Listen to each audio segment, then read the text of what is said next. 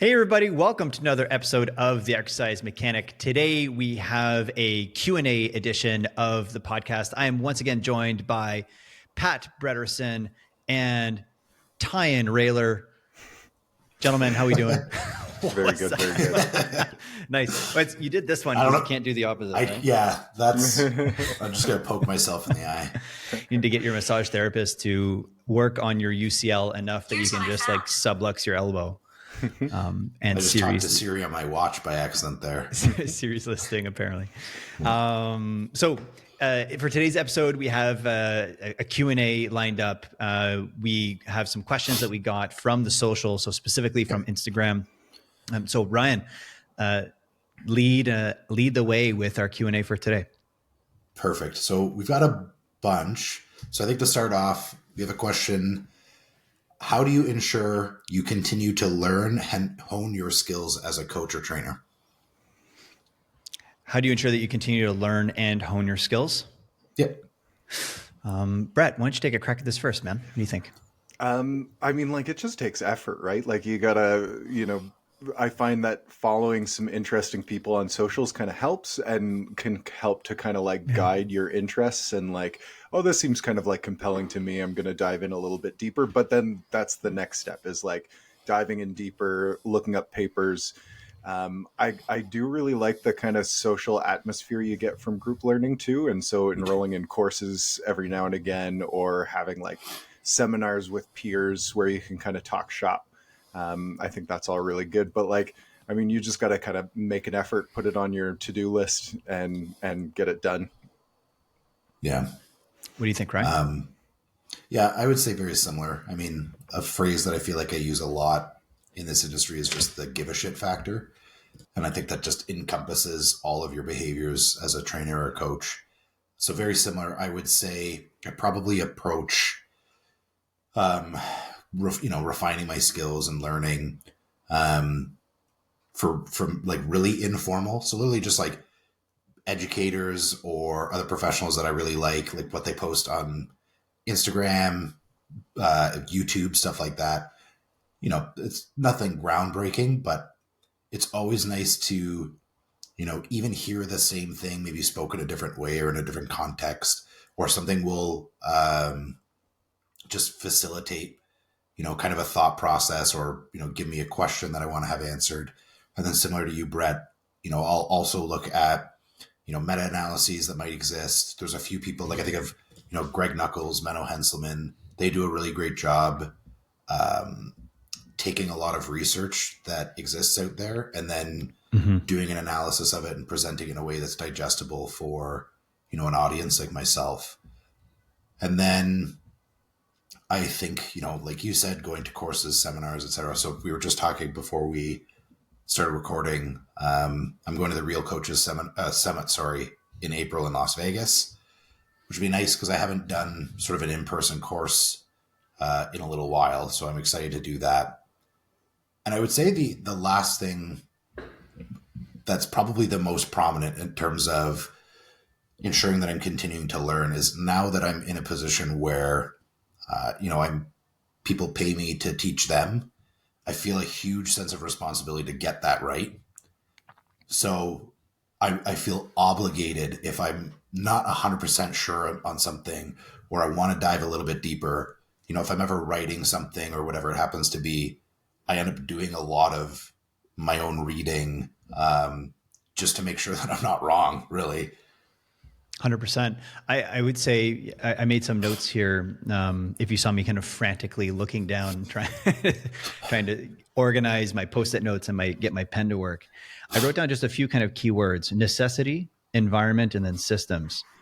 So necessity kind of ties into what you were talking about, Rai, which is that when you're in a teaching position, there's a necessity to do right by your students.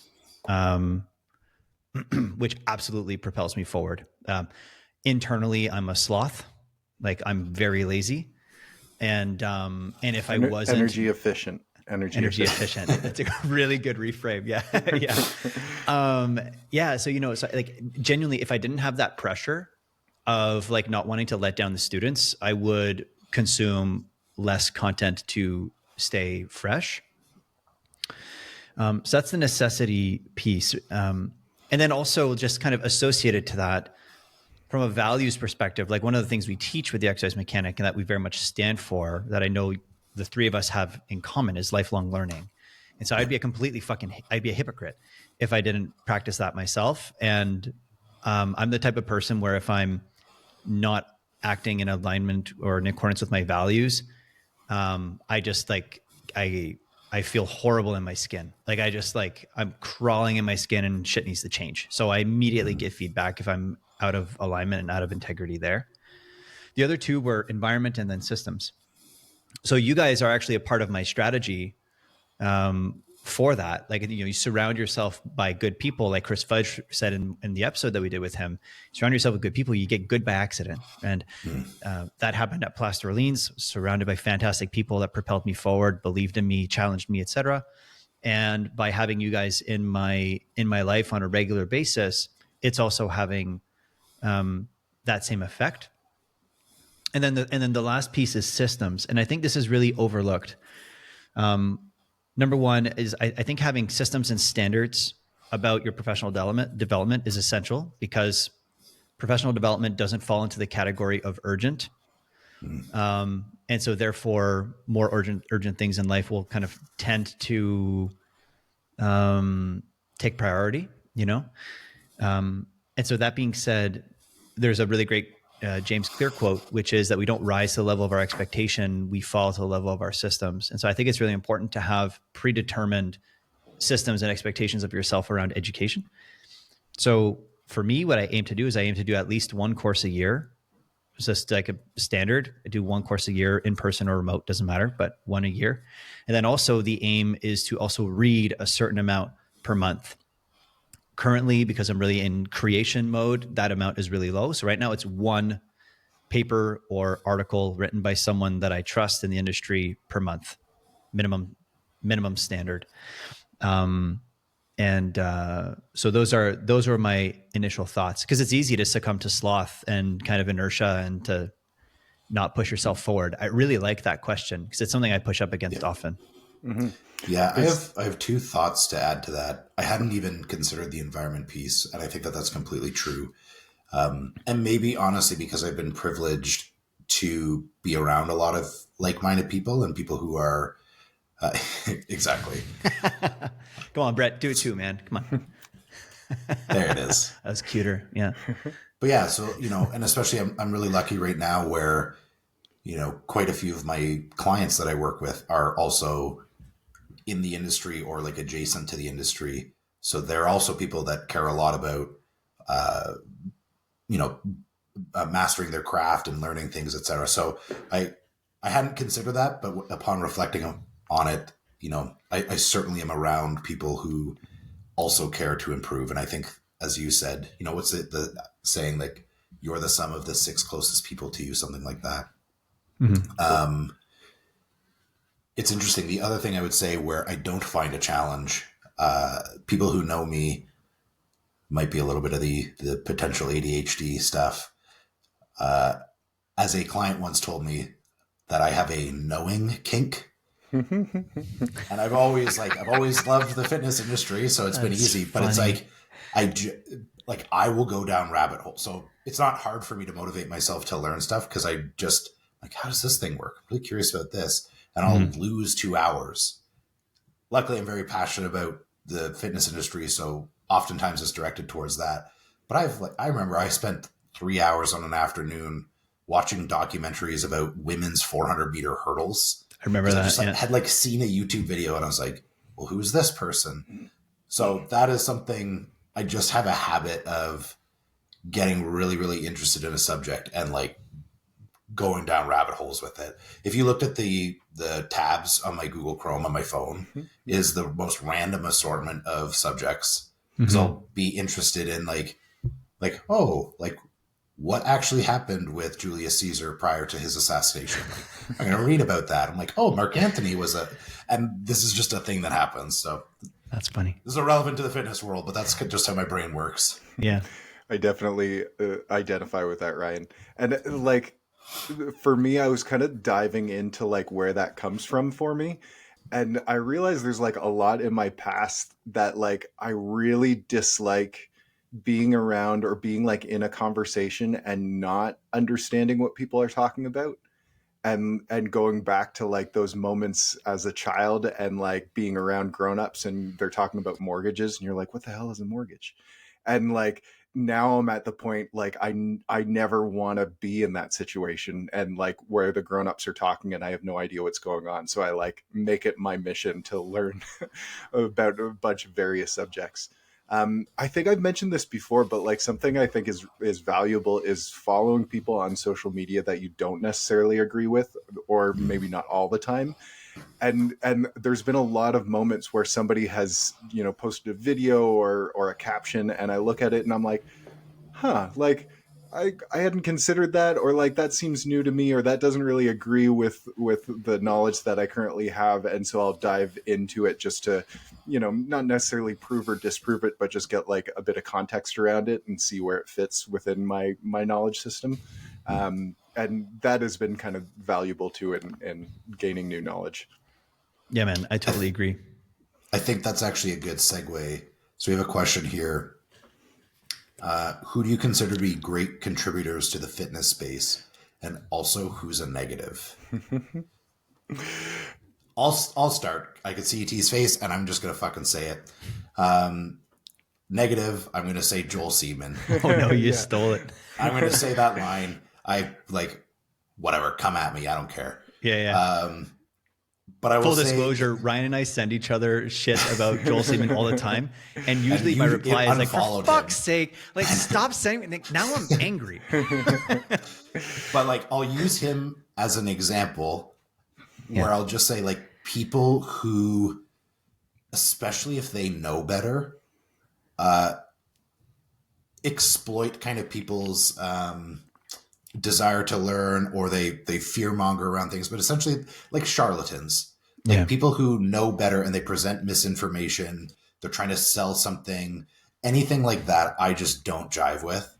And the flip side of that is anybody who I think does their best to be intellectually honest, anybody who presents information in a way that they are doing the best they can with the information that exists out there, their you know, best interpretation of that, so on and so forth. So to give examples of that, you know, ET, you and I are both descendants of the RTS world.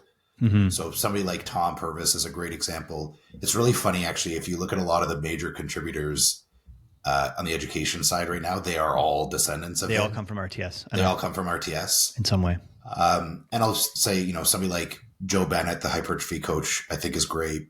Cassim Hansen, I think presents a lot of really interesting information. Mm-hmm. Guy like Jeff Nibbert. I think that there's a host of people who, whether you agree with them 100%, because you won't, I think that those are people who are net positive for the industry. And they, maybe I'm wrong, but at least what I'm exposed to, I think that they outweigh the handful of people that are charlatans. And hopefully over time, those people get pushed out, and the good people, you know, remain within the space. Mm-hmm. Yeah. What do you think, Brett? Joel Seedman, God works in 90-degree angles. Oh, fuck that guy. Yeah, I forgot about that. I love that. Have you guys seen his new thing where it's like, I don't even know what he calls it, but he just like shakes his hands, or he like does bicep That's not curls. new. That's Oh, been around God. for a while. Oh, yeah. Yeah. Wild. Even if that was legit, you will never catch me do that. I'm sorry. Even if it is the most effective thing ever, I just Hard pass. can't. Although it's not directly related to fitness, there's a lot of physios that I follow that I really like. No Bullshit Physio is a Canadian guy. I think he's got some good stuff with some funny memes and stuff too.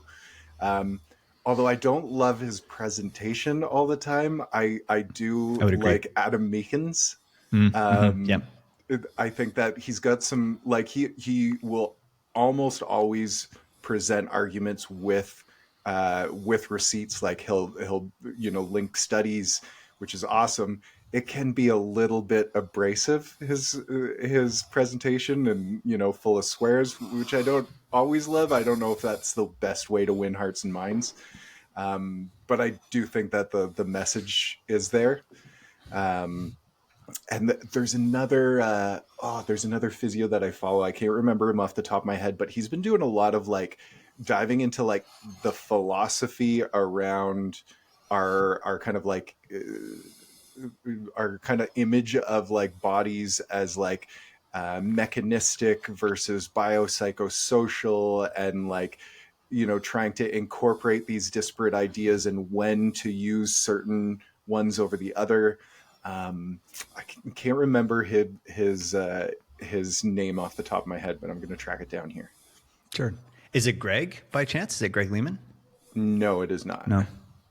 So on my end, like leading with people, to echo something similar to you, Rye, the people that I think are positive contributors to this space are folks that promote critical thinking, folks that model the ability or inability to change their mind publicly and admit wrong when they realize that they made statements about a certain thing that was inaccurate. And like you said, they were doing the best they could at the time, but then when they learn, they backstep and they acknowledge it publicly for the sake of their audience learning better, or excuse me, for the sake of their audience learning as well.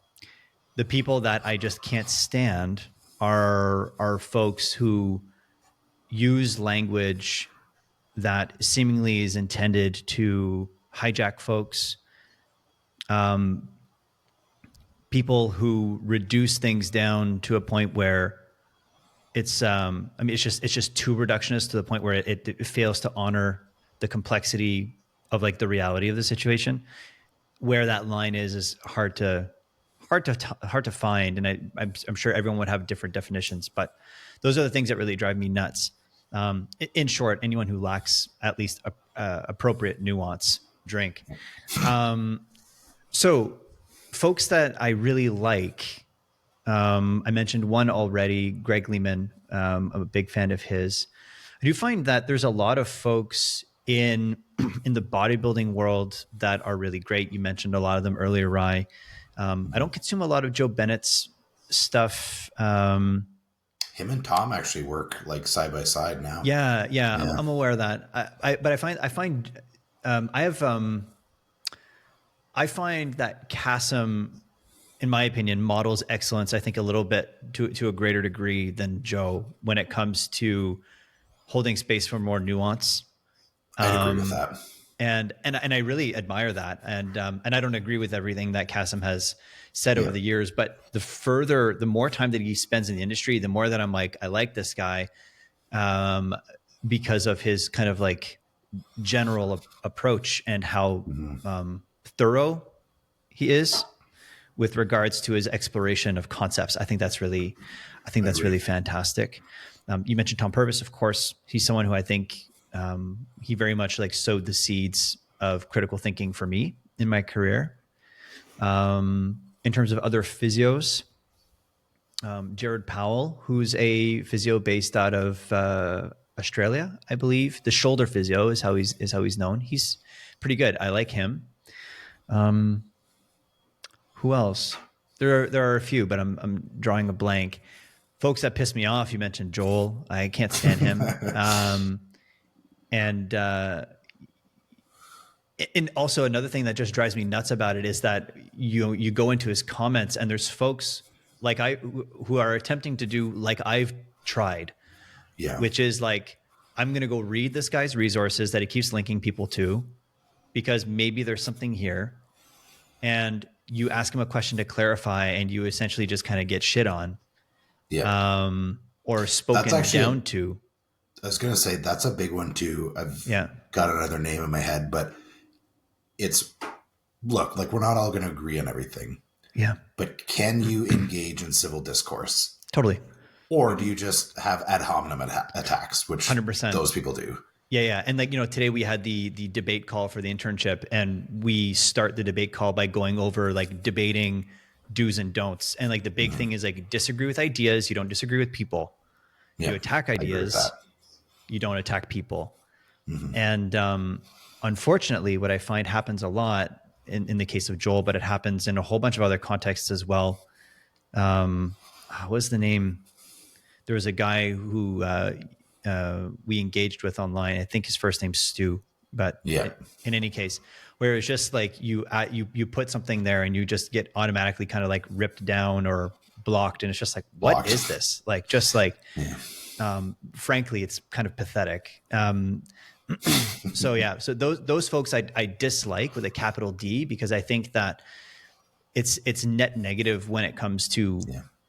fostering the most important skill in our profession, which is critical thinking and the ability to hold space for conflicting ideas at the same time, and Agreed. an appreciation of nuance. Take a drink.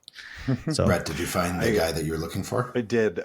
Strength and Evidence Physio, Jacob Templar. yes, yeah, Yeah, like has less stuff relating to actual like physio content, like how to, improve injury rates or, whatever it might be, but really diving into kind of like philosophy on stuff, which is kind of interesting. And I don't see a lot of other people posting that stuff. I will also mention Squat U, who I think is generally negative, but I have to give some props, because that was kind of one of the first like trainer accounts that I started to follow online when I got Instagram. And it was it was like a reasonably good initiation for me, and then quickly realized that a lot of the stuff was a bit problematic and not based in a lot of evidence. But I think that like it was valuable for me as kind of like a first dipping my toes in, and have realizing that like, not even if I like the guy, not everything he says, or not a lot that he says, is true. I have a question for you. So yeah, because I think Squat U and Aaron Horschig, I think is how you pronounce his last name. Yeah, I'm not sure that's awesome. There are aspects of, if we talk about just kind of like the tools that he shares, I have no problem with the tools. I have no problem with how he organizes them. But usually I've stolen some of his like warm up stuff in the past, for sure. Yeah, exactly. So it's like there's aspects of it that are great, but usually it's the underlying rationale that leads to kind of like rigid prescriptive thinking around rehabilitation specifically, that I take a problem, or that I have an issue with. But I'm curious, Brett, because you're someone who, like you said, at the beginning of your career, you're consuming his content. In my mind, those folks, beginning of their career, are the most susceptible to being manipulated by misinformation. What is it about you and how your brain works that led to you not just drinking the Kool-Aid, so to speak, but taking it with some salt? Like what? I What do you think think? like you said, like the rigidity, and it was probably about the time that I started moving past rigid systems, and it's like, well, like, this is the system and this is what works, and realizing that everything kind of works. And then actually, I think that probably Adam Meekins, the I think he's the sports physio online, was probably my next step. And he does a lot of criticizing Squat U and Joel Seedman. And My man. there was one in particular where he was talking about like post hoc reasoning, and Aaron tends Give me to some logical fallacies, man. yeah, we'll do something like, well, this shoulder is has pain. I've noticed in this test that it's weak, so we need to strengthen it because the weakness is causing the pain.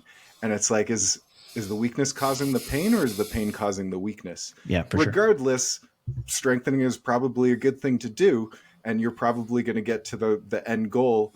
But is that the mechanism that's taken place? 100%. Yeah, that was kind of eye-opening for me. And I feel like that, following a wide swath of different people, thankfully the algorithm threw some good people my way. And I think talking to you, Etienne, actually was big too. Like, I'm very lucky that early in my training career, you were there. And I think there was a moment really early. I was probably at Epic for like 2 weeks at this point.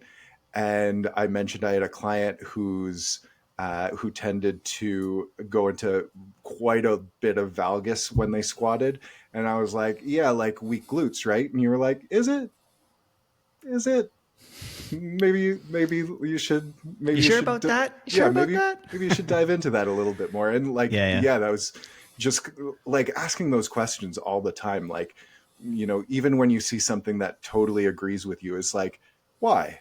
And like how and by what mechanism, and diving deep into that, I think is really worthwhile.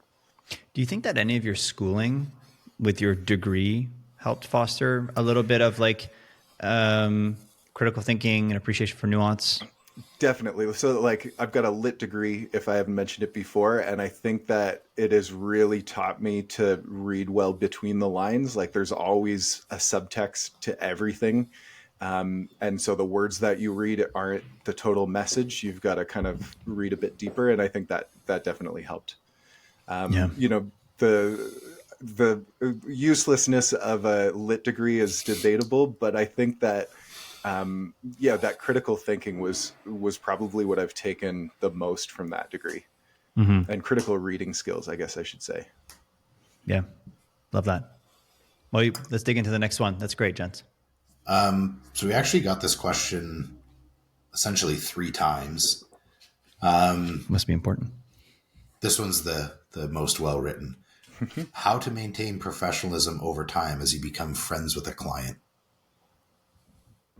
I have some thoughts on this because I've like developed very close friendships with clients in the past, and I would say currently.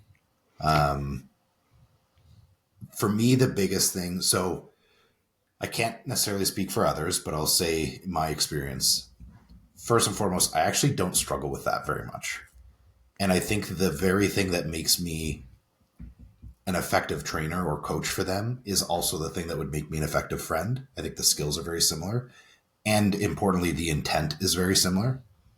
So I think of like when you show up as a friend, you're there to support them, to see them, to hear them, so on and so forth, make them laugh, whatever it happens to be. And those same skills allow you to be a good trainer or coach because it is a really intimate relationship and a very vulnerable situation for the client potentially. They are entrusting you with their body, you know, potentially their underlying insecurities, whatever it happens to be. So I think that the Venn diagram of those skill sets is pretty close to a circle.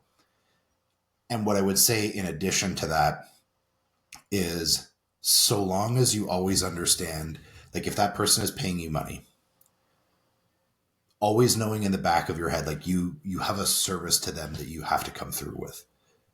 So I think that you can have a friendship and you can have a professional relationship with somebody so long as you always understand that the professional part, the service that you have to be providing to them, doesn't ever get forgotten about, doesn't ever get compromised. So yeah, for me, I can't say that I've ever found it to be that big of a challenge. And also because like, as I've mentioned before, I geek out about fitness stuff in my free time. So it's very easy for me to geek out about fitness stuff in my friendship and my professional relationship with people. So a lot of those behaviors and a lot of those interactions tend to be very similar. And then I just add on top of like, hey, you're paying me for X service. So I just deliver that on top of the friendship that we happen to have. What do you think, Brett? Yeah, I agree with that. Like, I think that my personality, I tend to maintain a bit of emotional distance from folk in a lot of like parts of my life. Like, I have noticed I do a bit of masking, like the Brett who used to play live music is very different from the Brett who exists as a ski coach and interacts with university age students, is different from the trainer Brett who interacts with adults. And I think that like I've never really let myself go kind of totally friendship. There was one client who, he was kind of resistant to giving me a lot of information. And we had been training for long enough. We were just kind of going through the motions. And I thought at that point that it was better that we just kind of part ways, like, and or at least in a trainer relationship, like maintain our friendship. But I think it was going in that direction anyways. So that was the one time that I just kind of like, and you know, my time was limited, and I just decided it would be better off if we just kind of like cut it off there. That's kind of the only real time I've struggled. But like Ryan said, like, I know that this person is paying me good money to be there. And, you know, I will allow some time for small talk, but it feels like a waste if I'm just like watching them squat while talking about like what they did on the weekend. Definitely Yes, I feel agree like with that. a responsibility to ensure that they're getting something out of every session. Yeah. Sorry, Go just ahead, to, Ray. I guess to add a caveat to maybe a footnote to my statement. That's what I mean when I say I think you can maintain a friendship so long as it doesn't compromise the service. Yeah.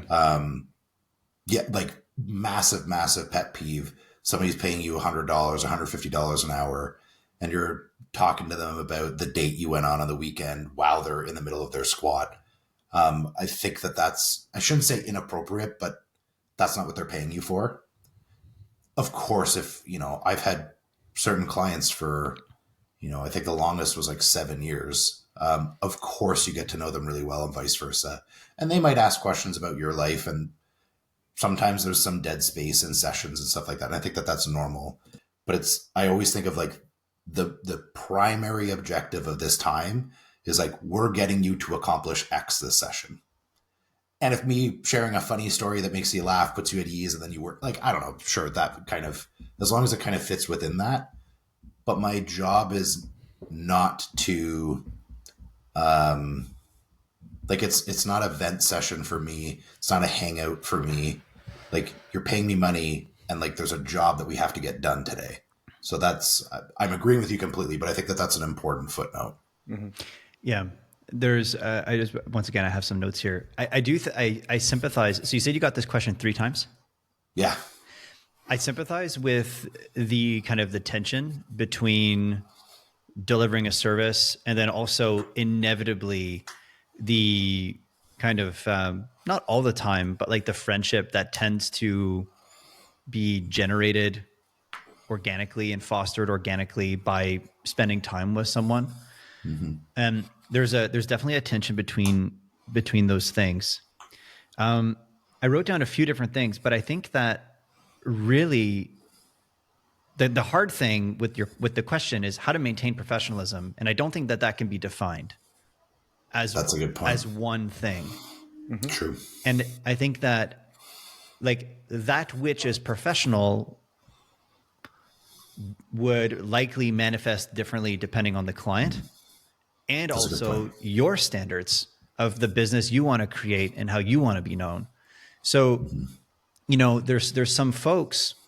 I mean, I can think of like specifically. There's a clinician that I know in Ottawa who I won't name, but I have a lot of professional respect for him, and I was really surprised by the hard relational lines that he makes with his clients, where he's just like, "Nope, I'm here to treat you," and he's fucking amazing at what he does, and clients would want, or patients would want to show thanks to him, and he would essentially like refuse their acts of kindness. Like, nope, it's a boundary for me.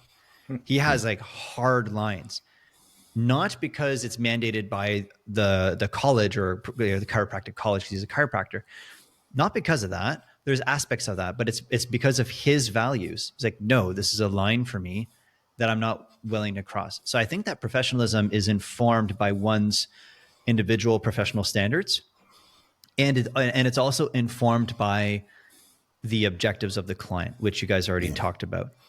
And which brings me to kind of how I would summarize it, which is like, so long as it's strategic and or intentional. So I think the perhaps the Achilles heel of professionalism is complacency and kind of like mindlessness, going through the motions. You meet someone, someone comes in for their session, you have a good relationship with them, and you just kind of start small talking. And the next thing you know, it's been 25 minutes. You're like, fuck, where'd the session go? I think that's the problem. But if you can maintain a certain amount of intentionality to be like, right, hey, how's it going? I give a shit about you, so I'm going to welcome you. What's going on? How are your kids? Yes, amazing. Go do that thing over there. Pause that story. Do this. Let's talk about that later. Like, so long as it's kind of intentional, I think that that's fine. What I don't think we can do with this conversation is to say certain behaviors are necessarily inherently professional or not. And I'm sure like there's probably a line here. But generally speaking, probably don't sleep with your clients. no, unless that's your client's 99 times out of 100. Yeah. unless that's your client's goal. I'm kidding. Yeah. Don't sleep with your clients. But what I'm getting at is like, if we think about, for instance, language, cursing, if we think about presence on the floor, I don't think that can necessarily be standardized, especially within the realm of people that are self-employed, unless perhaps it can be standardized within the context of like a larger gym chain, like a Good Life or a Movati, so long as those expectations are made very clear from the organization before. That's like, here's our definition of what professional means. For instance, like punctuality, be early, right? I would agree. I think that would be something that from a professionalism perspective, you shouldn't be late. But then like the rest of it in terms of like the flavor that you create as a coach, I don't know. I think that there's a lot of variability there. Go ahead. That's a really good point. Like, especially like swearing is one, like I really don't like to swear in front of clients that much.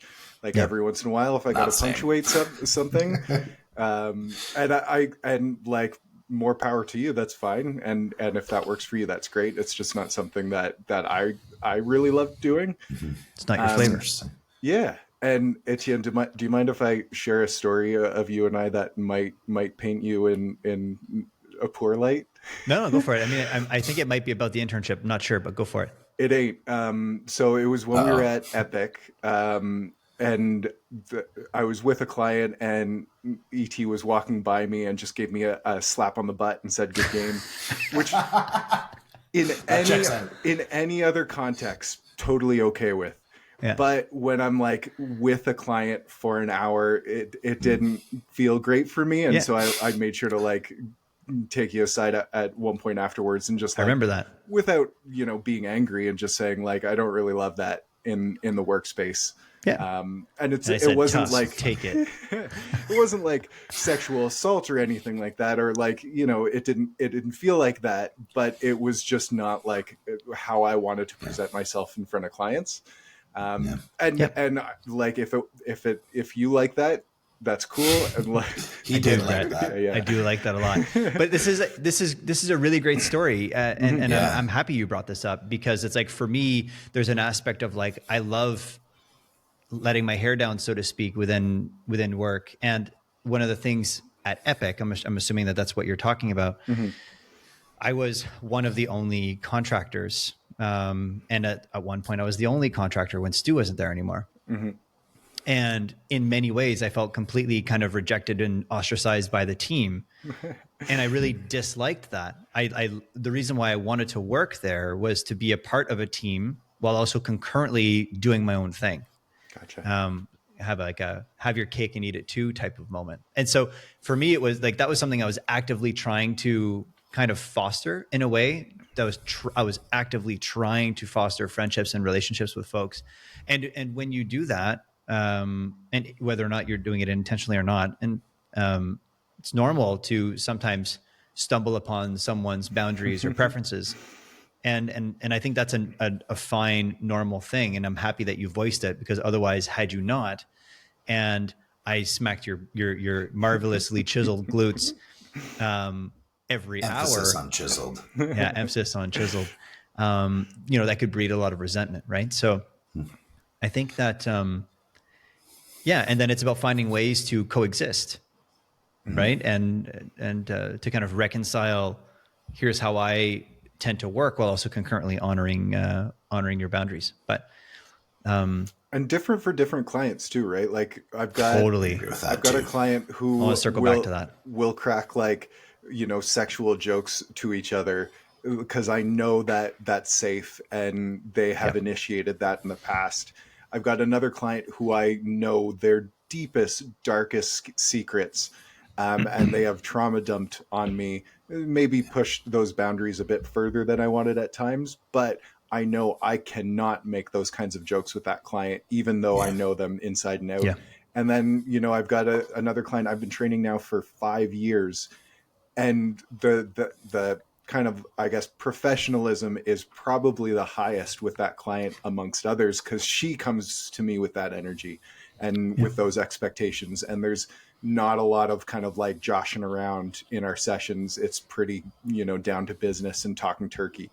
And so you've got to kind of like react to the energy your clients are bringing too. I know you had some thoughts. I just wanted to say two quick things. What you had said, ET, which I think is a really key thing, is intention. So your behavior, your approach during the sessions and outside of the sessions, I think if it's intentional and not complacent, is a really, really key part. And, we talk about this a lot in regards to exercise selection, program, et cetera, kind of this client-driven service. Yeah. But I also think that the manner in which you interact with your client is client-driven. 100%. So much like Brett said, while I feel very comfortable with the fact that I've had clients that I've either, become friends with them when they were a client, or they're a friend first and then I train them. I've had both situations happen. The way in which I interact with a client during a session, in a sense, I'm taking their lead. I'm letting them take the lead, I should say. As you had said, I am quite comfortable swearing. And I've had clients where I can tell that that's not something that they like. And I'll hold off, like I'm capable. As you said, some clients, like I know that's hard to believe, but yeah, I think that that's a really, really good point. So intentional, but then also your behavior being dictated by the client's preference.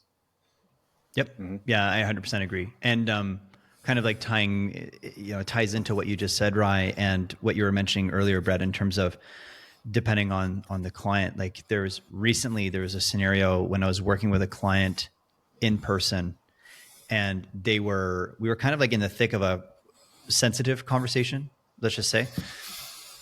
And there's an individual at the studio where I'm renting / working out of, who comes over mid conversation, makes a joke, is super loud, comes over and it gives me a hug. And here we're like right on the border of France. So it's like 2 cheek kisses. Right. And I'm like, fuck off. Like, you don't know the context of what's happening here. And like for me, that was a boundary that I then told them, kind of similar to Brett and I back at Epic later. I was like, hey, like moving forward, like I know you don't mean any, like there's no ill intent here. And moving forward, like you just can't do that. When I'm with a client, I need you to like assume that we're like in our bubble, and like there's tape, you're not allowed in our zone. And it's just because of like honoring their time. And it was well received, So I really like that point that you guys brought up in terms of like taking the cues from the client, and it being perhaps like 51-49, leaning towards the client in terms of like them setting the tone, so to speak, with regards to kind of like how you communicate. I like that a lot. Yeah. And then I have one more just quick little thought thing that I made note of, because talking about like how to maintain professionalism, bringing it back to what we talked about earlier, you don't rise to the level of your expectations or your hopes, you will fall to the level of your systems. So it's like, how can we systematize professionalism? One of the things that I really like with my clients is establishing check-ins. Mm-hmm. So whether it be like a check-in time at renewal, like if you sell small packages of training, using every single renewal conversation as a means of kind of reestablishing preferences, reestablishing, right, we have a professional relationship here, right? Or if someone buys a year and you don't have one of those things, having as a part of your system, like a monthly or perhaps quarterly check-in, to be like, hey, how are things going? Fill out this survey. Are you happy with the service? And regardless of what they answer, the fact of you sending that out usually is a cue to kind of just remind you and to help you kind of drop in. That's like, right, I'm delivering a service here. I'm not just a friend. And so how can I be intentional and kind of strategic with my interventions with them? So that would be a tangible thing that they could take from it as well. I feel like we're beating a dead horse here, but I think that this is an important conversation. A couple of other things that I thought of. You talk about systems that hadn't popped in my head initially, but we talked about being on time, but that actually being a standard that you have, I think I might have even made a post about this somewhat recently, where it's like, if there is one thing that you can do to make your client feel like you care about them, is be on time. If anything, be early. Like, do not have your client waiting for you. I think of instances when I was still doing the box gym thing, even if I'd had 5 or 6 clients in a row, I had to pee. I will meet my client first. Hey, how are you? Like, whatever, blah, blah, blah. Go do something. I'm going to run to the washroom really quick, and then I'm going to come back and find you. But like, I'm not going to be late. I'm going to meet you first, then run to the washroom, then come back. Yeah. Something like that. Agreed. Another big thing is like, don't touch your fucking phone. I'm going to say that adamantly. Even that, like, I don't work at a corporate. I have like a couple of clients that I see in person. It's my own thing. I still don't pull my phone out. Mm-hmm. As soon as you take your phone out, I think you send a message that you are not paying 100% attention to them. And then I think things like body language, like I think really directed body language, facing them, not slouching on stuff. So even if you need to get down, like kneel, like having a little bit more, just like engaged body language, and just like having that be a standard that you have with every session. Mm-hmm. I could think of an example. Like I said, I only see a couple people in person now. And oftentimes their times will be back to back. And because I'm always early and I have the ability to be flexible with my time if I need to be, I might start a session early, go a little bit late with a client, whatever. Not a big deal. This week, one of the clients that I would normally work with and start early, and she's always very early, I had another client before her. So even though our time was at 8 a.m., but I know that we've started early before, I actually will send her a message either the day before or the morning of. Be like, hey, just a heads up, I have a client from 7 to 8. Mm-hmm. So like, I won't be able to start early, but I'll be with you right at 8 o'clock. Even though that's her time, it's just like, hey, like, I just want to make sure that like, I'm not forgetting about you. I'm not being lackadaisical. Like, there's a reason why we're going to start on time, but just something along those lines. I think almost being over communicative when it comes to just establishing like your care around them, I think goes a really long way. Mm-hmm. If based on the time, it sounds like this is going to be kind of our last question. We're going to finish up with this, unless we got a quick one. But I've got a quick one that I would like to ask you guys. Yeah. One thing that I just like you were mentioning, kind of like personal, preferences. Physical touch is one that I'm like, I still don't really love using my hands on clients a lot. And that's been kind of my thing from the start. But I do recognize that it is necessary at times. But when I do, I always ask first. Like, hey, is it okay if I put my hand on my shoulder or on your shoulder? Is it okay if I touch your hip here? Kind of thing. And I think that consent, however small it is super important. I did that a lot when I used to work at an obstacle course gym for kids, and they'd need help on monkey bars and stuff. Also super important, they'd ask for help and they'd be like, okay, I'm going to hold you here. Is that okay? Before they get on, some kids are just like, whatever, to just jump on you. But you can tell that some kids are a little bit more hesitant with that kind of thing. And actually, I've noticed my barber doing that with Owen, which is amazing. She'll be like, okay, I'm going to use the clippers now. This is what they sound like. She'll take his hand. This is what they feel like. And I'm going to use them here first. Is that okay? And wait for his okay before she starts. And that's I'm cool. Like, oh, consent. Love it. Mm-hmm. Yeah, I love that. I was just sexy, baby. Okay, yeah, exactly. 100%. I have one more small thing, and then I would like to move on to another topic, at least one more.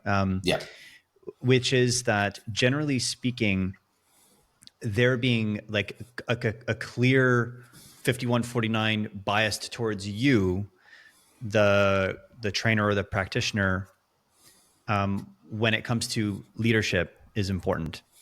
Leadership Agreed. doesn't necessarily mean being a dictator. Like leadership can be soft, but I, at least in my experience, and this is very much, I think, just like these are just my standards, but I've noticed that clients, generally speaking, are put at ease when I own the hour. And even if it's just like, Agreed. hey, how's it going? Blah, blah, blah. Okay, great. Like, let's check in, and like, so long as like, just kind of like soft leadership, kind of guiding them through the hour. It doesn't need to be like, this is what we're going to do for the first 5 minutes and stuff like that.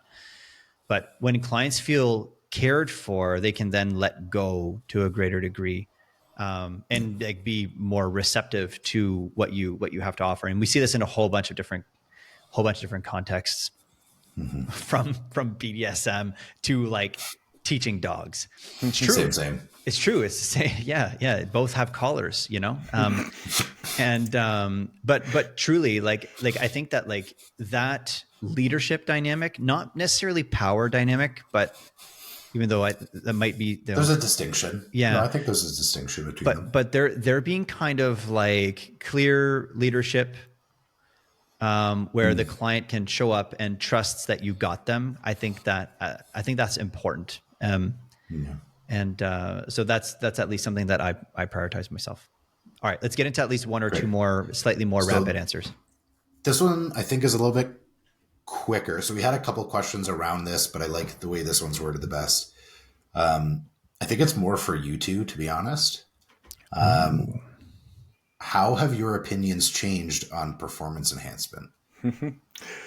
Yeah, definitely softened. I think we've talked about this before in that like when I was an athlete in high school, I was like, oh, it's cheating. And like, my mom was an athlete at like pretty close to the world level. My grandpa coached national teams, and was actually coaching the Canadian track team when Ben Johnson won and then got busted. And apparently my parents remember having a dinner before those Olympics, and my grandpa was like, oh, in his like thick Hungarian accent, Ben Johnson going to get caught. He's an idiot. That's amazing. Because he like switched coaches just before the Olympics and was just like juiced to the gills. And so, yeah, I had a really negative opinion of it. And then, as I grew up and realizing how like prevalent it is and like everybody's doing it everywhere. So I would say like, for a young athlete, do as much as you can without it. But once you get to that level, like I don't really see, it's hard to get around it, Yeah. Yeah. So the question is like, how have my views changed with regards to performance enhancing drugs? I mean, like Brett, the word you used, softened, is very accurate for me as well. I think there's also an element of fear. I still have fear around it from the perspective that they are powerful tools that, when not yielded appropriately and intentionally, I think can be catastrophic. Yep. And for that reason, they make me nervous. They absolutely make me nervous. Coming from the power that they have when not yielded well, and because I just don't feel like I have a good enough grasp on them in any way, shape, or form, they still make me quite nervous. I'm fascinated by them. I'm fascinated by their applications. I'm fascinated by the interplay of, between various compounds. I'm also really fascinated, generally speaking, by like the momentum that the industry itself has. And I'm really curious to see how within, or where perhaps we will be in the next 10, 15 years. I don't think it's going to be that far down the road where we're going to see probably to a pretty significant degree greater integration of performance enhancing drugs, which I feel like that's just, I find that word unfortunately has a negative connotation. It's almost like it's been stained a little bit.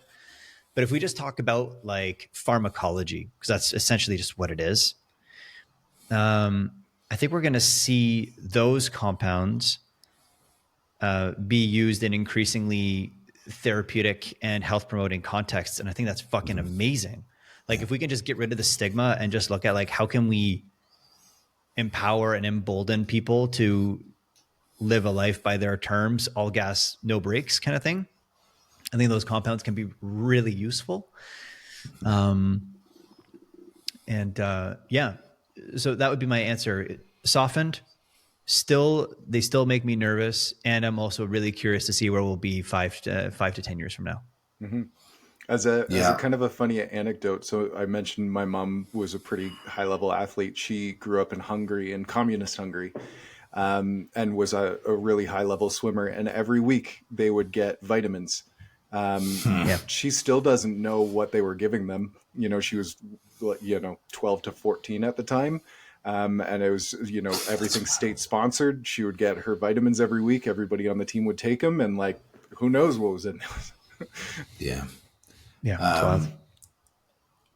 I'll share my opinion quickly because clearly I've required the least amount of convincing between the three of us. But what I will say is I think how my views have changed is not that I think I have ever really been terribly risky. It's just not in my personality. I'm competitive, so there's a bit of a conflict there at times. Mm-hmm. But I would say the more that I have learned and like knowing more of the pharmacology that exists outside of the specific funnel of just like anabolic androgen steroids, I am more and more inclined to lean into health promoting behaviors. Not only as a means of just, not having terrible outcomes from taking things that carry a certain risk, but also if we look at it from strictly a performance standpoint, we talk about this a lot, like in the courses, there's a prerequisite degree of health to make progress. So as both a means of like, I don't want to die young. I understand that I'm taking certain risks, being a competitive bodybuilder, but also I think doing things that allow for me to be as healthy as possible also yield better outcomes. So if that's probably the way I've shifted a little bit more, it sounds kind of funny, but in a weird way, my stance on, specifically steroids has gotten so simple that I find it boring. There's like a handful of things that would sort of fit the criteria of where I would say the ROI is worth it. And then there's just a lot of things I just wouldn't even consider at this point anymore because the risk just isn't worth it. Mm-hmm. So then the things that I'm really interested in is, we've had a couple people on here talk about a variety of different peptides and whatever else. Like what are things that you could potentially use as a means of making your body healthier, having a greater synergy with those anabolics that you potentially have in place. So that's probably where I've shifted a little bit the last couple of years, is just having a lot more interest in that area, as opposed to sort of how we traditionally view performance enhancing drugs. Totally. On that note, I'm just want to pull up something real quick just to remind me. So when we had Dean St. Mart, we opened up because we had him for a 2-part series. It should be released. I have the dates written down somewhere nearby. Dean is going to be released in March 3rd and March 10th for those that are interested. Cool. Insane episode. And I think, Agreed. I know Brett, you weren't there for that episode, but I know you'll really enjoy it just because of even his intellectual characteristics. So at the beginning, setting the stage, what are PEDs? Homie went completely different direction than what I expected. And he just reminded me of like the prevalence of performance enhancing drugs in day-to-day society, like caffeine, you know? And it's like, we view PEDs as being this thing, like it's just an injectable and it makes you big, but it's like, I think we also need to define, like, how do we define performance? Is performance something that can be standardized across human beings, or is it just like really context specific? And so so for some folks, like if we're talking about, I don't know, like cognitive performance might be, they might be taking various compounds to improve cognitive performance. Other people, maybe it's more, endurance based. And so it kind of like, he brought like all of the gray to that discussion. And I thought that for me, that was incredibly refreshing, viewing it, just be like, yeah, this is just leveraging various compounds that create biochemical kind of cascades in the body. And depending on what you're looking for, or perhaps what you're struggling with, they can be useful and appropriate, or maybe not appropriate. And so there was an objectivity to it that I thought really was incredibly refreshing during his episode. So for those that want to learn more about that, stay tuned. It's being released on the 3rd of March, as well as on the 10th. Any closing thoughts, gents, before we wrap for today? It's interesting you mentioned the negative connotation of the word drugs. I tend to use it a lot for a lot of things. And I was talking to someone the other day, and, I had a bit of a cold, and I was like, I got to go to the pharmacy and get myself some cold drugs. And they kind of laughed like, haha, drugs. And I was like, realize that not everybody has the same mindset. And I've been calling caffeine a drug for a long time, and alcohol a drug, and Advil's a drug. It's all drugs. It's fine. In fact, I had a pin on my bass strap for many years that said "Nice people take drugs." Yeah, shitty people do too, but also nice people do as well. Yeah. Gentlemen, thank you for today. That was a lot of fun. I look forward to our next chat next week. Theme to be determined. Stay tuned. Hopefully that hooks you and makes you want to come back. Thank you so much for this evening, gents. I appreciate you both, and I look forward to the next one. Have a good night. You betcha. Adios. Later. Bye for now.